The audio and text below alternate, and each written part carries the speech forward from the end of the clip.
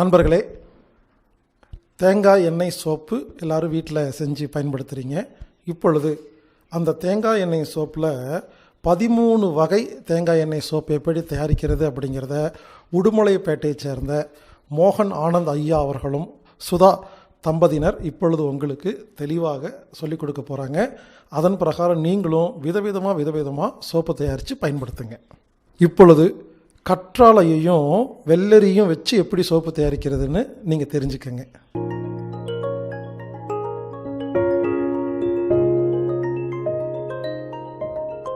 வணக்கம், வாழ்க வளமுடன். என் பேர் சுதா. நான் உடுமலைப்பேட்டையில் வசிக்கிறேன். நாங்கள் தேங்காய் எண்ணெயில் 14 வகையான மூலிகை சோப் செஞ்சு கொடுத்துட்டு இருக்கிறோம். நம்ம இப்போ கற்றாழை வெள்ளரி சோப் எப்படி செய்யறது அப்படிங்கிறத பார்க்க போகிறோம். அதற்கு தேவையான பொருட்கள் என்ன அப்படிங்கிறத நான் இப்போ சொல்கிறேன். கற்றாழை வெள்ளரி சாறு 250 கிராம், காஸ்டிக் சோடா 140 கிராம், தேங்காய் எண்ணெய் 1 லிட்டர். கற்றாழை வெள்ளரி சோப்பு செய்யறது எப்படி அப்படிங்கிறத இப்ப பார்க்கலாம்.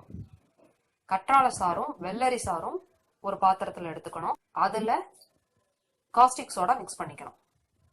காஸ்டிக் சோடா கலந்து தனியா எடுத்து வச்சிடணும். அதுல தேங்காய் எண்ணெய் தேவையான அளவு எடுத்து அதுல கலந்து நல்ல கூழ் பதம் வரும் வரைக்கும் கலக்கணும். கலக்கிட்டு அச்சில ஊத்தி வச்சிடணும். அச்சில ஊத்தி ஒரு 6 மணி நேரம் கழிச்சு அதை வெளியெடுத்து நிழல்ல காய வைக்கணும். ஒரு 45 நாள் அப்படியே காய வச்சுட்டு அதுக்கப்புறம் எடுத்து நம்ம உபயோகப்படுத்தலாம். இப்போ கற்றாழை வெள்ளரி சோப்பு ரெடி.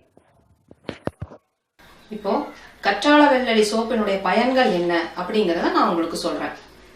கண்ணை சுற்றி வரும் வளையங்களை அகற்றும், தோலின் நீர் சத்தை தக்க வைக்கும், குழந்தைகளுக்கு ஏற்றது, சருமத்தை மிருதுவாக வைக்க உதவும். அனைவரும் தற்சார்பு வாழ்க்கைக்கு மாறுங்க. இந்த வாய்ப்பை எங்களுக்கு அளித்த திரு ஹீலர் பாஸ்கர் ஐயா அவர்களுக்கு நன்றி. வாழ்க வளமுடன்.